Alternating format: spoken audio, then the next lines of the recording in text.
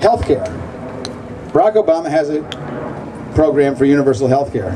It's about time. It's about time, right? John McCain called that plan socialism. Has anybody here over 65? Anybody here over 65? Well, you have Medicare. I guess John McCain thinks that's socialist. If everybody had Medicare, we'd all have health insurance. If we can have a health care program that works for everybody over 65, how come we can't have a health care program that works for everybody under 65? Not content with attacking your Social Security by privatizing it, John McCain wants to privatize Social Security. He doesn't get it. Can you imagine what would have happened to Social Security had been privatized the last year in the stock market? It wouldn't be left, which I think is what their real deal is. That's what they really want. So now he's not content with attacking Social Security. They're attacking Medicare as well. Let me tell you why we need health care for everybody in this country. It's not because we're Democrats and we want to do the right thing.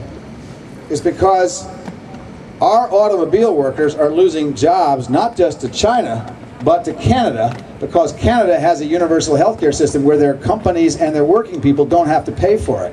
And every time healthcare goes up by 3 times the rate of inflation in our country, we lose our jobs to other countries that have a healthcare system that works properly.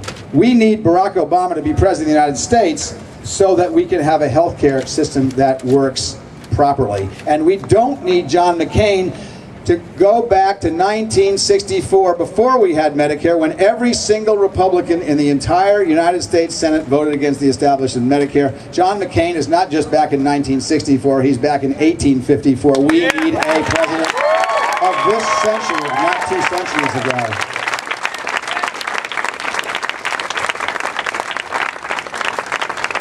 So there are some real policy differences between Barack Obama and John McCain. No wonder they didn't say anything about policy at the convention. But there are also some other reasons that we need to elect Barack Obama. This, as I said before, is like the election of 1960. It's a generational election. Barack Obama is the first candidate of your generation to run for president of the United States. He's 47, he's a little older, but he talks and thinks like your generation. There are some differences between your generation and our generation. And one of the differences is that you believe it's time to put aside the partisan differences in this country, as Barack Obama does, and focus on the things that we all need to do.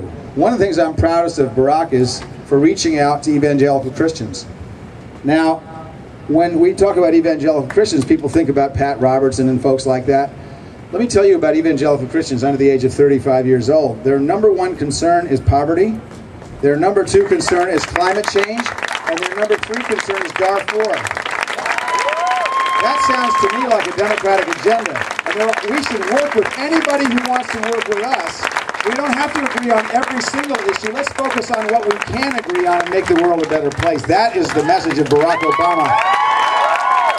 And let's put aside the cynical divisions and hate-filled anger politics that we saw last week in St. Paul, Minnesota, and focus on what's good for our country and stop focusing on what makes people angry. Because that's what John McCain represents, is anger politics, and what we need to represent is hopeful politics.